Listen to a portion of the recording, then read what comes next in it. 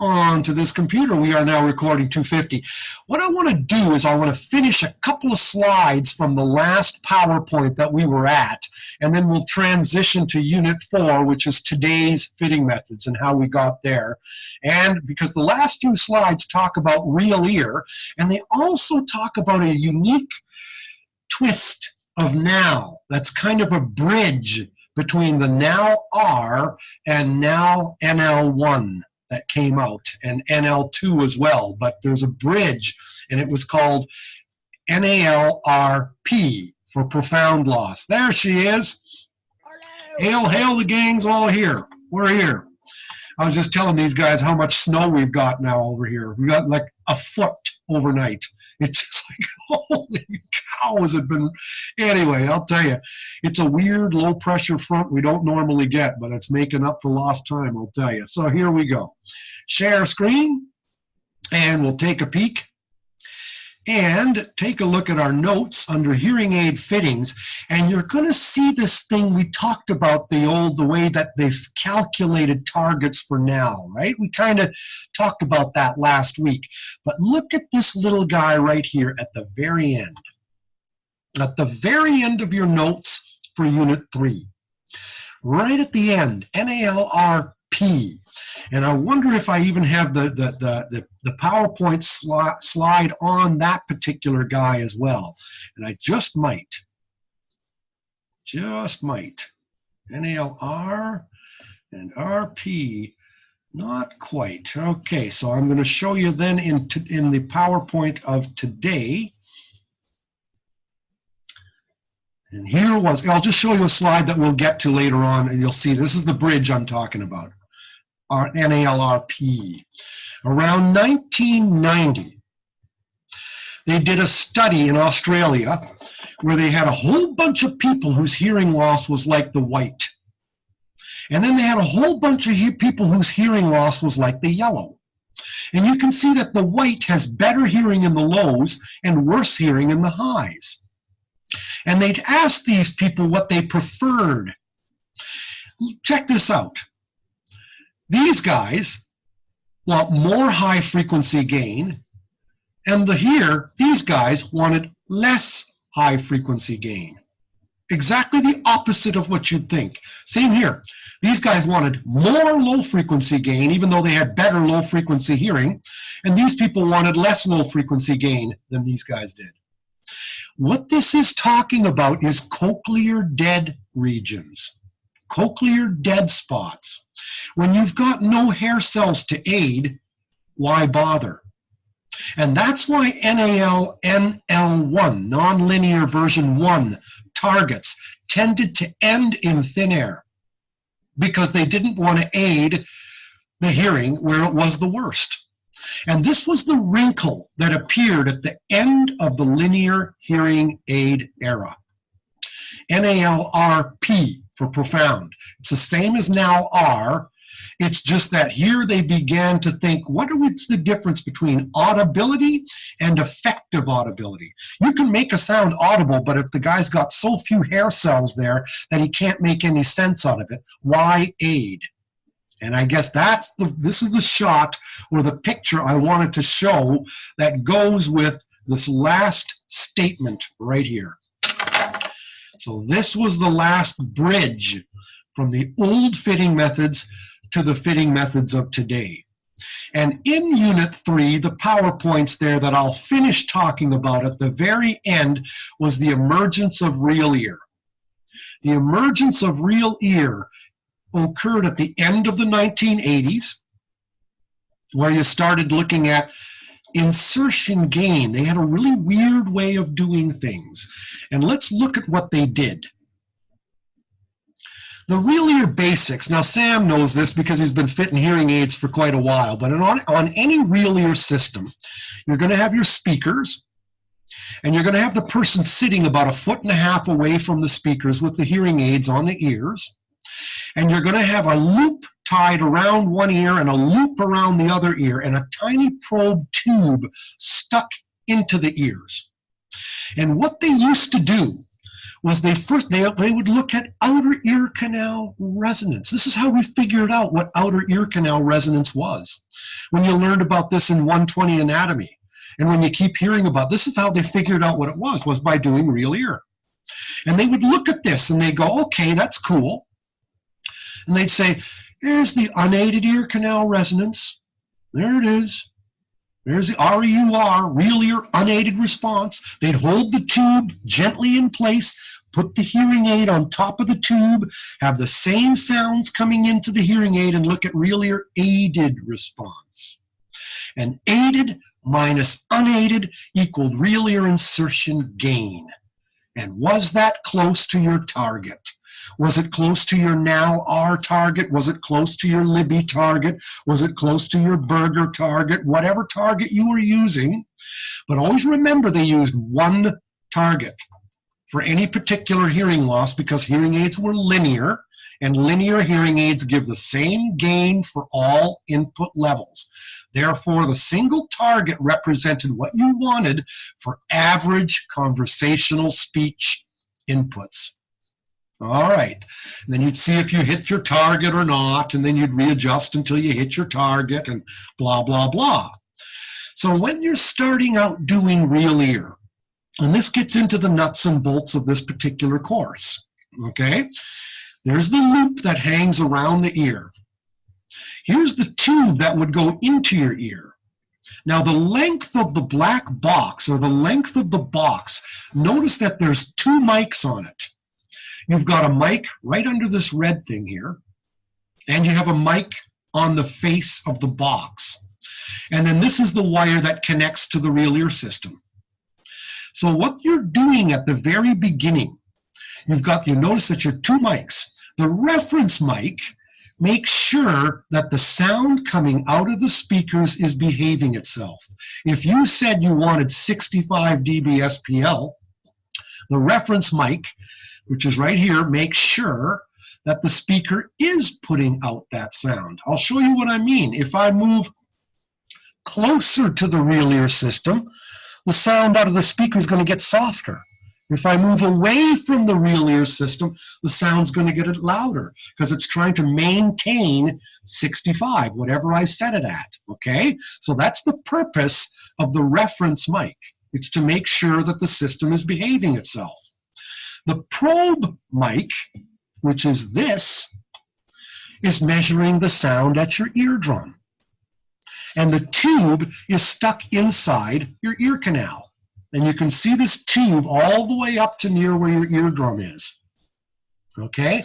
Now, why is this tube tied back against here? The reason is they want to cancel out the effects of the tube in your ear canal. That's why you calibrate real ear systems. Before you get started doing real ear, that's why you calibrate. You're laying the tube, the probe mic tube, the tube that's stuck onto the probe mic, you're laying that down on top of the reference mic. And then you hold that in front of the speaker. So you've got the tube on top of the reference mic, and you hold that 18 inches away from the speaker, and brrr, the sound comes out. And you've done that to cancel out the effects of that tube as it would be making changes inside of your ear canal. You want to get rid of that. So, and then there's something else to note about real ear, and that is that the tube, there's a little ring. Look at that little red ring. That little ring, what you're doing is you're laying the tube along the box, and you want to make sure, see if I got a picture of it. I'm not here, I'll show it to you later. You're laying the tube on top of the box, and the box is about 30 millimeters in length. Now, just so we keep our eye on the camera here, what's a millimeter? What's a centimeter? A centimeter is about the width of your fingernail. I have to use this finger. Why? Just because I'm on TV, okay? So, that's about a centimeter. You divide that into 10, you got a millimeter. Okay, so 3 centimeters is a little bit more than an inch. The box on your real ear system, maybe it's gray, maybe it's black, maybe it's purple, who cares? The box on that real ear system is meant to imitate the length of the adult ear canal from the tragus to just in front of the drum. So you are laying that tube on that box. You're taking the tip of the tube and you're putting it here. And then you're measuring where is the tube over here, and that's where you put the ring. That's where you put the ring. So this little ring now is exactly 29 millimeters or 30 millimeters from the end of the tube.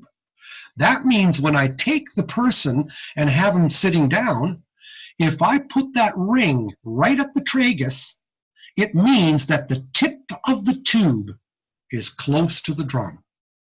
Okay? That's why in Real Ear, that's what the purpose of that little ring on that probe is for. So you lay the tube on the box, and the length of the box is 29 to 30 millimeters. You have one end of the tube here. You put the ring on where the tube is lying here. That way you know that when you insert the tube and it's at the tragus, you know the end of the tube is darn near the drum. And today's Real Ear, we're doing speech mapping. And today's Real Ear, we don't give a fig about gain. Gain is yesterday's news. Gain is a means to an end. Look at this. I'm going to have 3 different outputs. I want one output for a soft input. I want another output for an average input. And I want another output for a loud input. Hearing aids are using compression. Okay, giving different gains at different inputs. So if we take a look at here, an input at 90 might be, at 1,000 might be 90, an input at 1,000 might be 70, an input at 1,000 might be 50. My gain is going to decrease as my inputs increase, so that the output is placed properly. A 90 input plus a gain of 5 is an output of 95. Whoop. An input of 70 plus a gain of 15 is an output of 85. Whoop.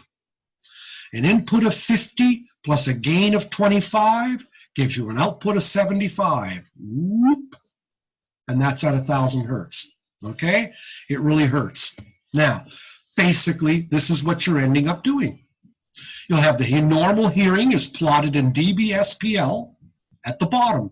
Remember, this is actually minimal audible pressure, the softest it takes to hear all the different frequencies with one ear under a headphone. Okay? But everything is now plotted in dBSPL. And now you've got normal hearing, the guy's hearing loss. You've got your what you want for your output for soft inputs. Look at that, it's barely audible. Well, that makes sense, because if I'm speaking really softly, you'll barely hear what I'm saying too. So why would you want the hearing impaired to experience anything different?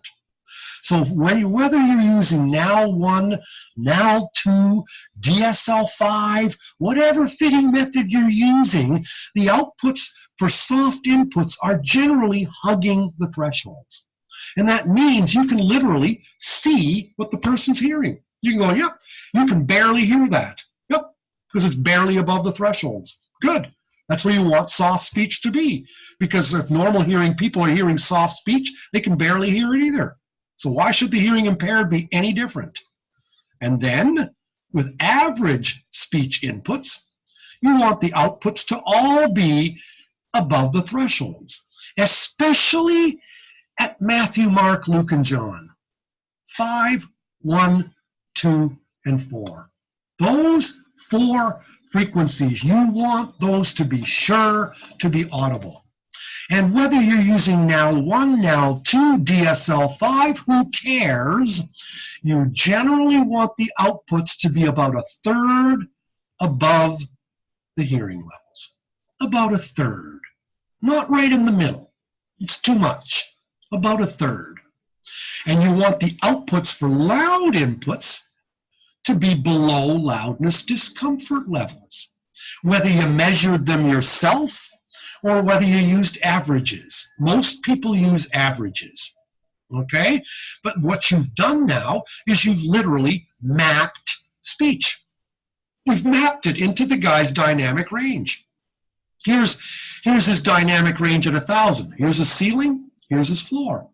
You got soft speech outputs here, average speech outputs here, loud speech outputs there. Like an old salmon, you can swim up the stream to die.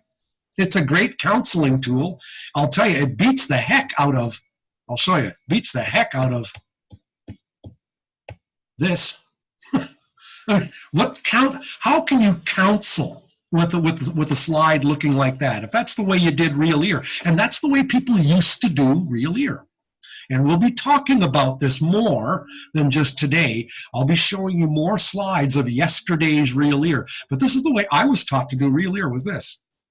This is the way I was taught. 1989, 1990, this is the way everybody did Real Ear. You guys, you're being taught the right way, because around 10 years ago, we graduated to this. Okay, but it wasn't always done like this. It was done like this because of a weird Canadian named Richard Seawald. He's the one that flipped it upside down.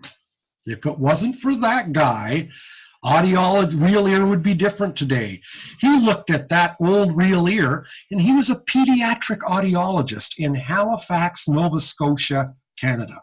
And he had to counsel parents and teachers because he worked in the educational system. And he was doing Real Ear, and his Real Ear looked like, not like this, let's just go to here, his Real Ear looked like this. And the parent or teacher would say, what does that mean? And he would say, it means that the hearing aid is correct for your child. Well, how do you know that? Well, see, we've hit the target. We're given the right amount of gain. The hearing aid is giving the right amount of amplification, and we're right at the target. What does that tell you? It doesn't tell you jack. You know what I mean? I mean, it's just it doesn't show the audiogram. It doesn't show the hearing loss. When you go to here, you can see the client's hearing loss, and you can see unaided speech would look like my cursor. Follow it. And we'd say, yeah, your child, without the hearing aids, can hear all the vowels of speech, but can't hear the consonants of speech. And what we did with the hearing aids was we lifted it up where it belonged. Okay, so now you've got a counseling tool. You can show unaided speech, aided speech. And you can show by counseling, without the hearing aid, your child is missing all the high pitches of speech. And what we've done with the hearing aids is now we've made it all audible to him. And at an average level, more of it's audible. And we made sure never to make it too loud. So that's where Real Ear has gone today. It's a totally different kettle of fish.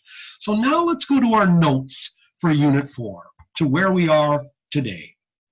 And that's why in the textbook, Compression for Clinicians, Old Fitting Methods is Chapter 4, Real Ear is Chapter 5, and today's Fitting Methods is Chapter 6.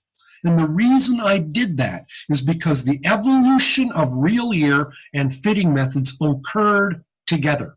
Like carrots wrapped around each other in the garden. So Fitting Methods today began with the old desired sensation level, DSL version number 4. Emerged out of in 1982 out of the University of Western Ontario. Richard Seawald is now retired, but he'd only retired about 2 years ago. Okay, he's about 65 at the time he took his retirement. Anyway, he's alive and well, tends to his garden and visits his family and stuff like that, has a good time and enjoying retirement. But he still reads. He still has contact with a lot of audiologists and stuff like that, but his fitting method changed Real Ear. Nobody understood his fitting method, me included. When I moved from Oklahoma to Ontario, Canada, I graduated out of OU and moved to Ontario, Canada. And everybody was using DSL, and I couldn't get it. I was using NAL. now are. That's what I fit with, now are. This DSL stuff just threw me for a loop. I tried to figure it out. I even went to workshops on it, had a hard time understanding it. And it's because the people at Western Ontario University were so immersed in it that they weren't very good at explaining it to people on the outside. They didn't have a good idea as to what people didn't know. When you have a good idea of what people don't get, you have a better way of explaining it. But at any rate, I went through my agonies trying to figure out DSL. Slowly but surely, I got it. But I have sort of a thick head. Anyway, it was unique. It started out for linear hearing aids. Then it was revised for compression. And it was unique in several ways. It began the SPLogram. There you go. Everything was plotted right side up, and everything was plotted in dB SPL, not HL. So the audiogram was literally flipped right side up, and now hearing aids and hearing loss could be read in the same language, in dB SPL. Instead of hearing loss in dB HL and hearing aids in dB SPL, they're both plotted on the same graph. Now, before anybody freaks, I mean, you're not doing this. When I show you this slide here, I mean, the computer does this. You've binked the audiogram in dBHL into the computer, and then the computer automatically adds this to your thresholds. So when you're adding this black dotted line value to dBHL values, you get the hearing loss in dBSPL. Okay, so that's automatically done by the computer, which is a good thing. All right. Makes it easier, that's for darn sure. Okay, so now the thresholds are the floor and UCLs are the ceiling. And for people who are doing Real Ear today, you might think, why are you going on about this? I'm going on about this because it wasn't always done this way. Okay, things changed, and guess what? Now didn't want to play. Now one wanted to keep using gain. They wanted to keep using Real Ear unaided response, Real Ear aided response, the difference, Real Ear insertion gain. That's how they were. That's how they thought. Seawald just said, I don't agree with you. I'm changing my fitting method to read in SPL, flipping things right side up. Now, eventually, about 3 years later, changed. Imitation is the finest form of flattery. Okay? That's what I say, because eventually they all capitulated and flipped to the SPLogram. So when you're doing what's called speech mapping, it used to be called the SPLogram. The SPLogram is now called speech mapping. That's just a bit of history for you, but there you go. All right. And number 2, output is king, not gain. Input plus gain is output. Output, after all, is the final groceries that are delivered from your hearing aid receiver to your eardrum.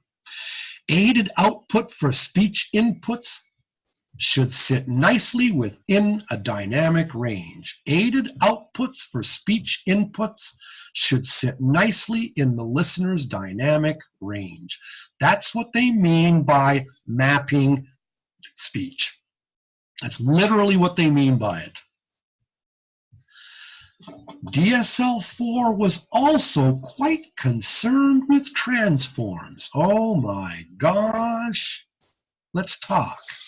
The 4 words most people hate to hear. We need to talk. Oh no. Anyway, DSL was hyped on this. Their saying was, garbage in is garbage out. If you build your house on sand, it's going to collapse during the storm. Build your house with a good foundation, it'll take it. Now, well, okay, how do you make things really true? What's the difference between a 2cc coupler and your closed ear canal? Okay, when you do ANSI testing, you're putting the hearing aid on a 2cc coupler. And the 2cc coupler is meant to imitate the airspace between the end of the hearing aid and your eardrum, right? A coupler connects things together. So you're coupling the hearing aid to a measurement mic, and you're running your ANSI test. But between the hearing aid and your measurement mic is 2 cubic centimeters of air, and that's meant to imitate the volume of air between the hearing aid and your eardrum. Well, we all know that actually that volume of air is smaller than 2 cc's. It's closer to 1.5. And Seewald says, you got to measure that. What is it? Real ear to coupler difference, RECD. You can take average RECDs, no problem. What's an average RECD? I'll tell you right now, 5 dB below 1,000 hertz and 10 dB above 1,000 hertz. It really hurts. So I wonder if I've got a slide to show you. I probably do. Of course, I could be lying, but I'll take a look. See, I think I do. So if we go into the PowerPoint for Unit 4, and we look, and way up, and go up. Oh, come on, Benoit, you gotta have that sucker. You know what? You probably don't. You probably have it in your real ear section, and I'll bet you dollars to donuts that's where that puppy is. So I'm going to just take a look. See, I want to show you what RECD looks like. So today's real ear.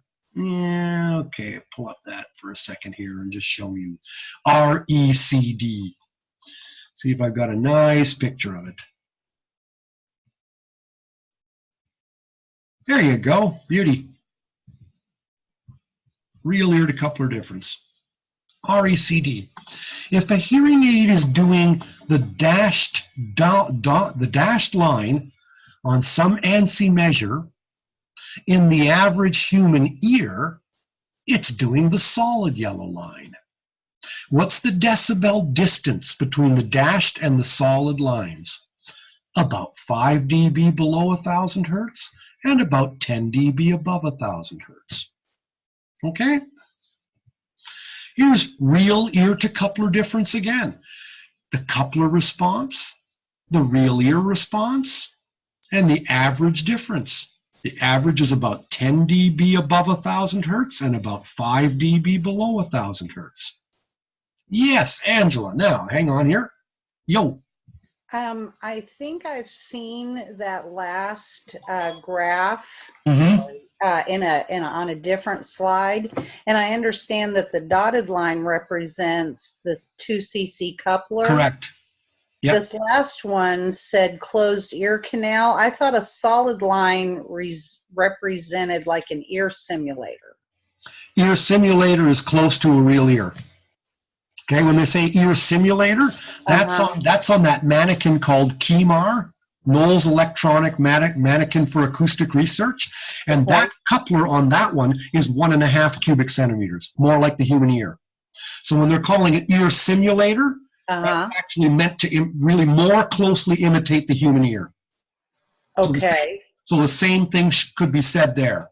Okay, those terms are interchangeable? Yes, they are. They're interchangeable. Okay, good to point that out. The 2 cc coupler underestimates what's going to take place in the real ear. So if you wanted to get a better idea of what the hearing aid's going to do in the real ear canal of a person, take a look at your ANSI frequency response and lift it up by 5 dB below 1,000 hertz and lift it up by 10 dB above 1,000 hertz, and you'll get a real good idea as to what that hearing aid will do on a person as opposed to a 2 cc coupler. Yes. Okay, you brought me another question. Did you just say that a 2 cc coupler will underestimate? Correct. Yes, will underestimate what the hearing aid will do because it's bigger. Well, wouldn't that be overestimating? No, it underestimates. I'll show you why. Let's look at the slide. Okay. Let's look at. Every picture tells a story, don't it? All right, here we go. If you're looking at a 2 cc coupler, here. This would be the sound taking place in a 2 cc coupler. Okay. In a human ear, this would be the sound. Therefore, a 2 cc coupler underestimates what the hearing aid will really do in a human ear. Okay. No, that's good. I'm glad you've asked that because a lot of people mess that up. Okay? A 2 cc coupler is bigger than the closed airspace in your ear canal. So it will underestimate. Think about a nightmare. Okay, here we go. I'm going to have a sound coming out of my hands, and it's 70 dB SPL in this room.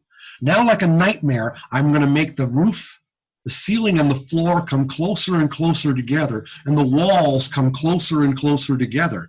Guess what? That 70 is going to turn into 80, is going to turn into 90 because the room is smaller. Sound is bouncing off the walls more. Okay? So a smaller space, more sound. So a 2cc coupler is bigger than the air space in your ear canal. Therefore, the 2cc coupler underestimates what's really going to take place if the hearing aid's in a human ear. So the solid line is therefore lifted above the dotted line to highlight that particular fact. Cool. All right, gotta like it. Okay, so let's look at our notes now and see what else I can lie to you about. Okay, here we go. So DSL became big time concerned about real ear to coupler difference. They also became big time about mic location effect. Mic location effect. Hey, tell me, I'll pull up my little bag of hearing aids here. What is going to be the difference in the sound coming out from this hearing aid versus the sound coming out from this hearing aid? This hearing aid is sitting inside my ear canal, so it's going to benefit from the resonance of the concha bowl because the whole hearing aid is sitting deep inside my canal. So the mic of this hearing aid is going to be benefiting from the resonance of my concha. The mic of this hearing aid ain't, because the mic is on the top. It's up here. Mic location effect. That's DSL for you. Garbage in is garbage out. They were sticklers for detail that way. They were the first people that really started looking at all these little things. So the transforms is what we call them. Real ear to coupler difference, mic location effect, blah, blah, SPLogram, flipping it right side up, concentrating on output instead of gain. All of that started with DSL. Strange name, though, for a fitting method. Strange name. I've even asked Richard Seawald, desired sensation level. Almost sounds pornographic, you know? Just the name desired sensation level. It's just, I don't know, it sounds weird. He looks at me and he goes, go away.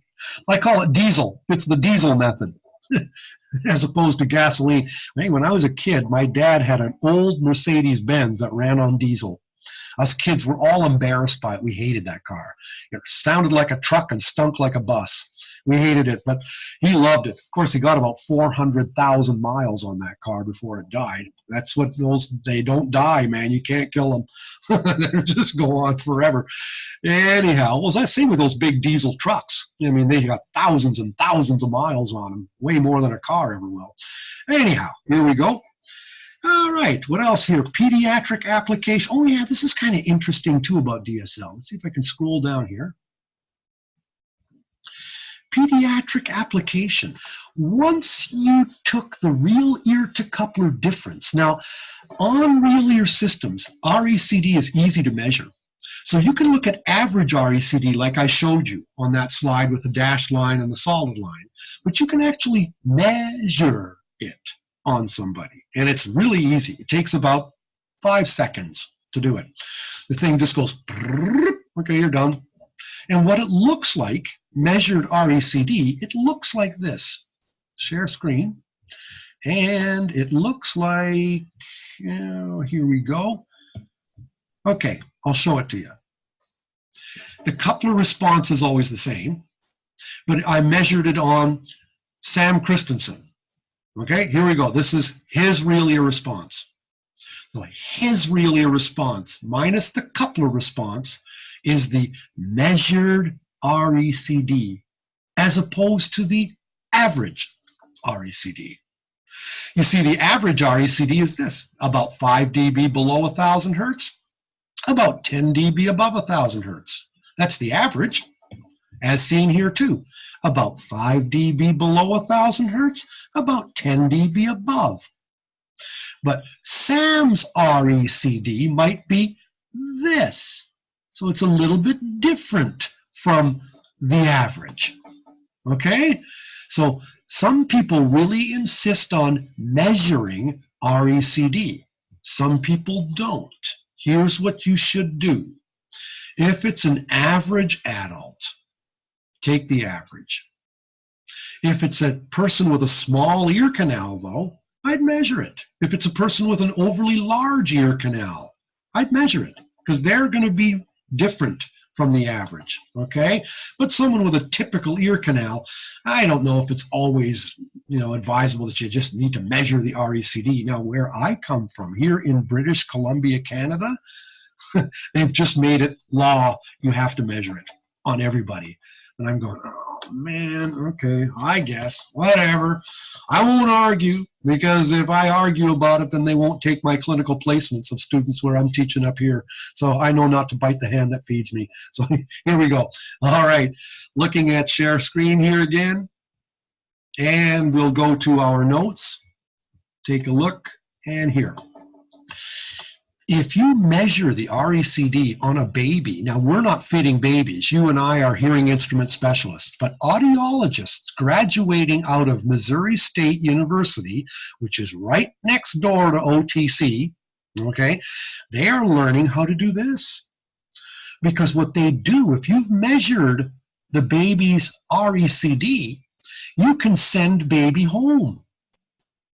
And then you can put the hearing aid on the 2cc coupler, factor in the RECD, go ahead and program the hearing aid, factor in the baby's real ear to coupler difference, and you'll know exactly what the hearing aid's going to do on the baby's ear. So the baby doesn't have to sit there going through real ear measurements. All you did was took the baby's RECD, okay, send parent and baby home, program the hearing aid on a 2cc coupler, factor in the RECD, factor in what fitting method you're using, whatever, and whatever thresholds you could get from that baby. And yes, audiologists have ways and means of estimating thresholds in infants. And then you can program the hearing aid accordingly. And they call that SREM, Simulated Real Ear Measurement. So RECD has its application even in pediatric audiology. It's interesting. Of course, we're not doing that, so it doesn't really pertain to the adult. But just FYI, thought I'd tell you, this is a course in real ear. A course in real ear, why not learn it? You know that exists. Mic location effect. Different mic locations for BTEs, ITEs, CICs, so mic location affects aided output also at the eardrum. And then another thing about DSL, it was the first fitting method that came out there with more than one target. You had a target for soft inputs, a target for average, and a target for loud, because compression hearing aids give different gains for different inputs. DSL strives to amplify soft, medium, and loud speech to fit them all into the client's dynamic range. And the DSL input of interest was the long-term average speech spectrum. So let's look at that puppy here. All right, home to go. And I'll just show you here. We'll just look at the slides now. DSL was a game changer. It took a dim view of gain, real ear unaided response, real ear insertion gain, because, now check this out, this is an interesting twist.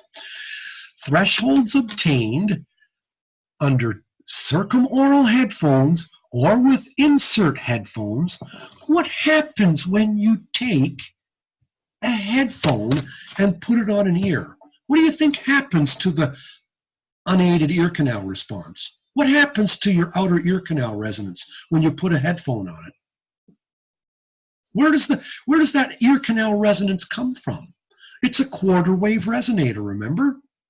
It comes from a cylinder that's open at one end and closed at the other end. Knowing me, I'll spill the coffee on the frickin' keyboard. You know what I mean? So, okay, a cylinder closed at one end. That's your ear canal.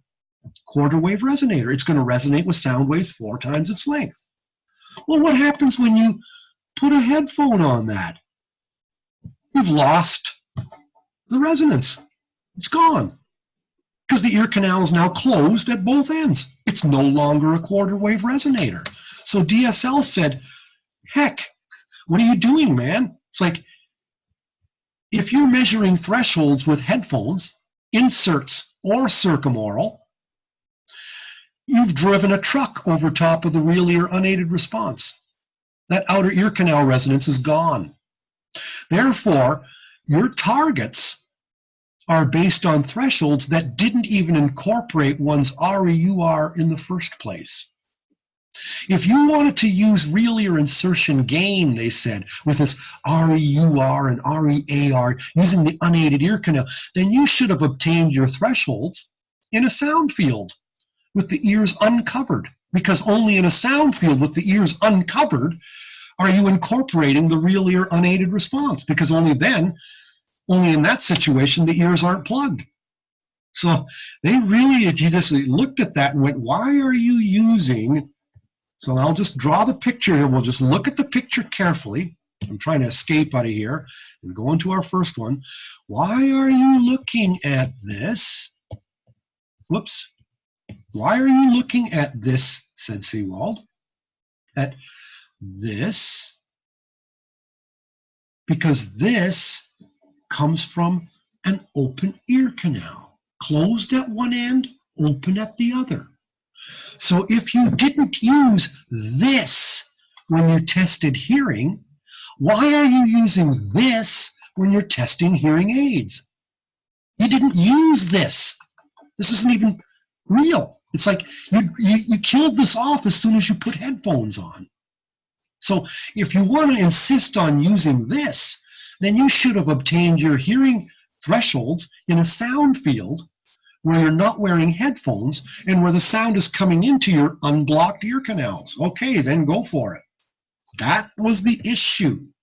So they just had some strange observations that way that they just looked at and said, no, it doesn't make any sense. And it changed real ear measures. Gain is goner. Output is the groceries delivered to the tympanic membrane. Audiogram changed to SPLogram. Now all they care about is output, and the word is in situ. In Latin, in situ means in place, in situation. So they're not doing unaided ear canal resonance. They're just putting the tube in the ear. Ask Sam. They sticks the tube in the ear and then puts the hearing aid on top of the tube and go for it. That's all you're doing. You don't care about first unaided ear canal resonance because you didn't use that in your hearing test anyway. So screw that. Okay? They put the tube in the ear, put the hearing aid on top of the tube, and go for it. Average inputs. Did you meet your target? Soft inputs. And now loud inputs. Done. Program. Save. Okay? Healed. Saved. All right. Anyhow, you know what I mean. Okay. Good stuff. He was a son of a preacher man. Yes, he was. Yes, he was. And I am. Anyway, audiogram is changed to SPLogram, and we talk about in situ output. So we're only looking at real ear aided response. No more real ear aided minus real ear. This is a typo here. This should read. This should. Here we go. Whoops. That's a typo. This should read real ear unaided. Whoa. I'm going, my computer's going nuts here. That's because I'm going nuts here. Anyway, right there. That should read there. No more of that, okay? All you're doing is putting the tube in and going for it. Remember, MAP, remember that. Remember from 110 acoustics. This is what's added to your dBHL thresholds to convert your thresholds into dBSPL thresholds. Very important to remember that particular detail, y'all. Okay. Remember how they relate to each other from psychoacoustics in 110. Okay? MAF, MAP. Minimal audible field, the softest it took for you to hear all the different frequencies with both ears 1 meter from a speaker. MAP, the softest it took to hear all the different frequencies with 1 ear under a headphone. Okay?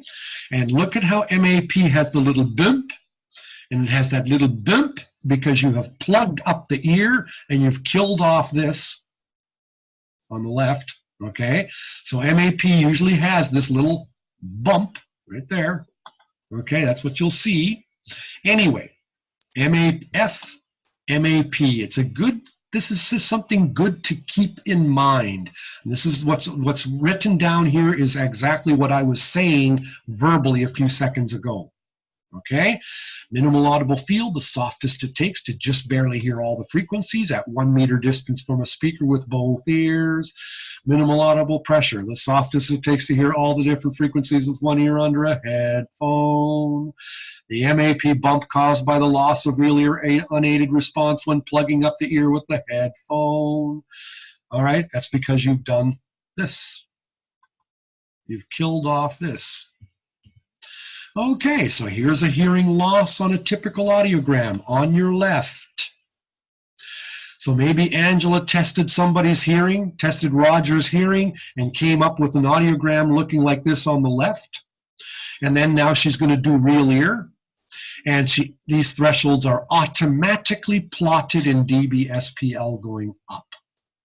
And the values of this MAP here, there's that little bump again, minimal audible pressure, are added to dBHL to get these thresholds.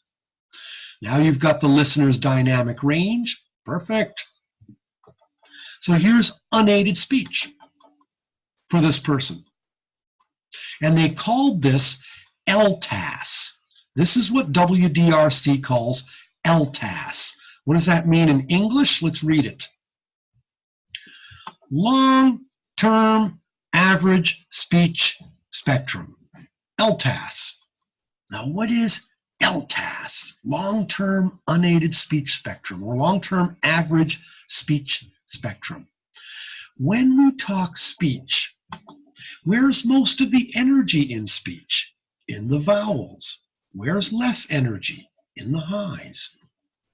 And so speech, the waveform of speech changes a bit over time. It's not all, I'm not talking exactly the same loudness constantly. We're raising and lowering the volume of our speech by about 30 dB over the average. So what you're getting is the spectrum of speech. It's a broadband spectrum, and that's what DSL calls long-term average speech spectrum. And you should think of that as the unaided speech. That's unaided speech. What's the spectrum of unaided speech?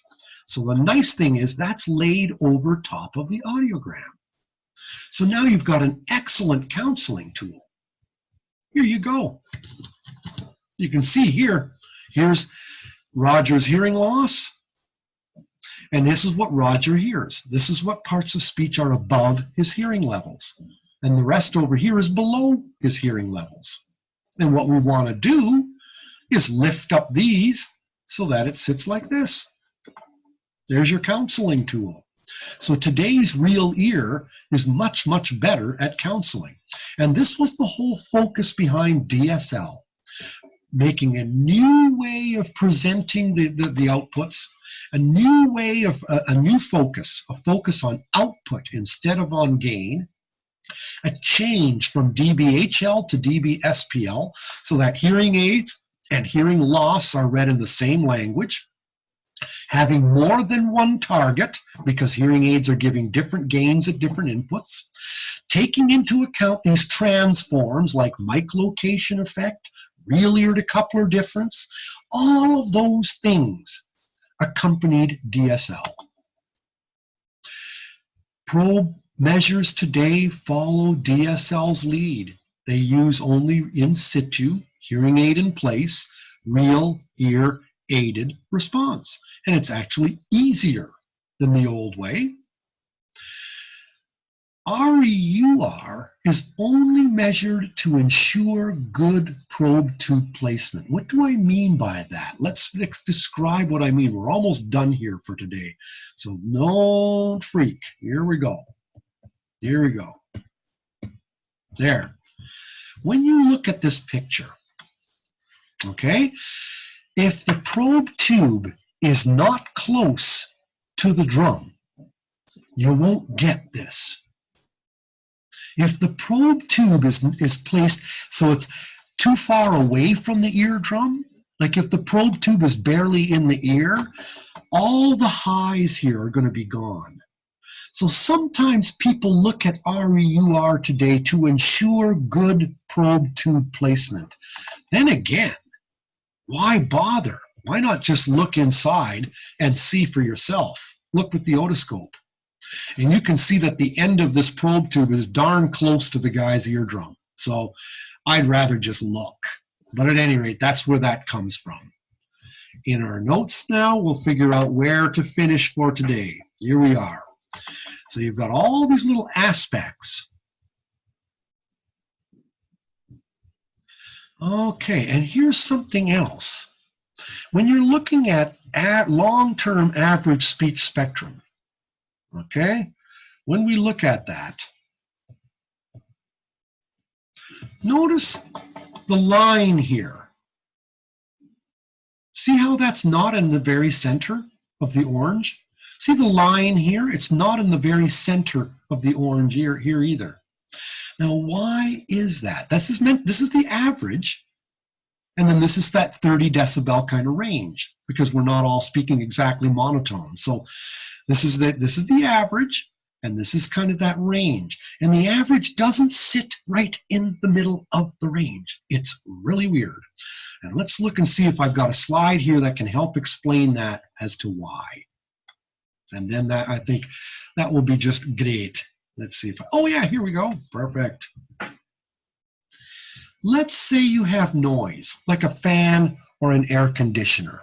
Okay?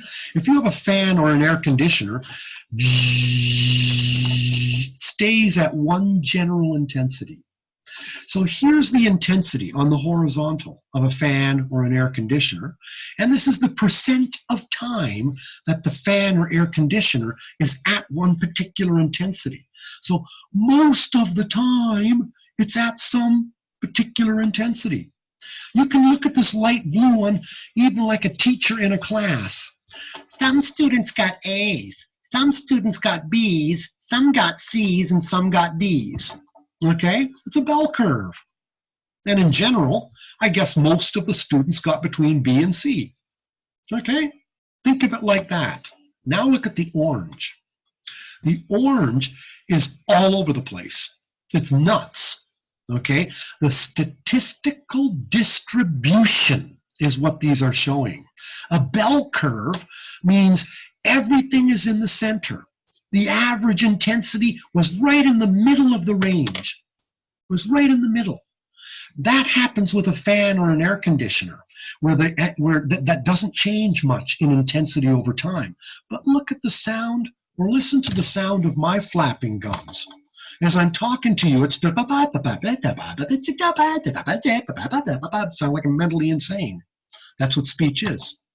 Dogs and cats must be laughing their heads off at us. Okay, because they're barking or meowing, or a cow moos, but look at us humans. We stand up on 2 feet, and our speech is...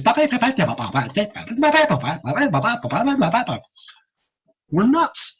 Because speech changes so fast, so rapidly in intensity over time, the mean average is not in the middle of its range of intensity. That's the point.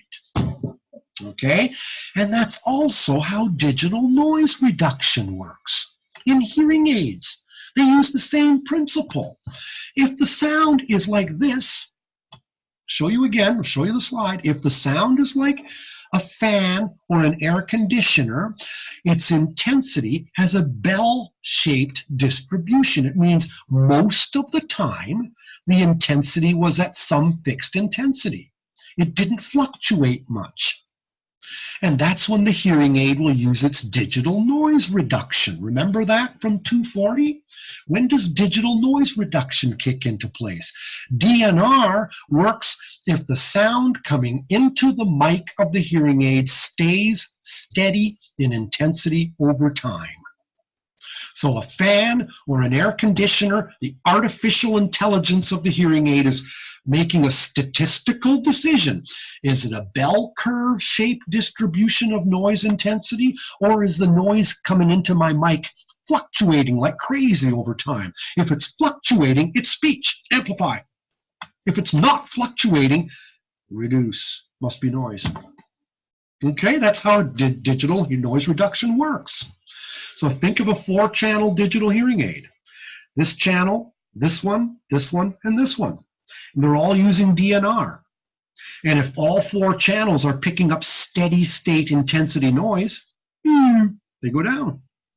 And if the 4 channels are picking up noise that's going da da da da da da da da da da da da, increase. That's what DNR is. And maybe only this channel is picking up steady state sound that's not changing. It goes down. Or maybe all of them except this one are picking up. So you get digital noise reduction happening here and here. Okay? It's better to have a fine way of reducing your gain in channels rather than da, da, da. Okay? That's why having many channels is useful. Because if I've got like an 8-channel digital hearing aid and only some are picking up the noise, only some are reduced, rather than a 2-channel hearing aid where da or da or da. Okay, so, but all I'm saying is digital noise reduction is using that same principle. Okay, that speech is changing rapidly over time, and now back to DSL. LTAS. Long-term average speech spectrum. The average is not in the center of the range of its intensity because speech is weird. That's why. Because speech is staccato. It's choppy. Angela. Can you please go back to that slide where you were talking about LTAS? You had 2 different graphs, and one graph showed the spectrum going this way, and then the other graph spectrum going this way. Okay, I am assuming the top line, no, the one before this, please. Yeah, I know. That's what I'm trying to go to. That's what I'm going to. I hear you. I'm looking for it. Here we go. Yeah. Hang on. Okay, so that top line on the, yes, the aided speech, all parts, do you see where the orange goes up over? That's UCL, isn't it? Those little flowers? Yeah, these are UCLs. So is that compression there between about 3,000, or is that? You know what? It's a very good observation, Angela. Compression should be actually reducing. Follow my cursor. It should be keeping it below here, okay? So that the width of this orange should get narrower toward the right. Okay. Yep. Okay. This is just a very bold-faced, simple slide, but good observation. That's essentially true. Yeah. Got to keep you on your toes. That's it. That's it, because I lie a lot. Very soon, actually, I'll be coming to Missouri because I think the MHS conference is March. When are we talking about? March 7th, 8th, and 9th? Yeah, 7th, 8th, and 9th. And yep, I'll be there the 8th and 9th, and I can't wait to hear you speak, and I got to get my book signed. You know what? I don't know how to write. I'll put an X, and then Sam can witness. Do that. Just tear a page or something. I'll be like, enjoy this page. Yeah, make a paper airplane out of it. You know what I used to get in 3rd grade? My report card. I still have it. Teddy is doing very good at school, especially at making paper airplanes. It actually says that in my report card. Kind of like it.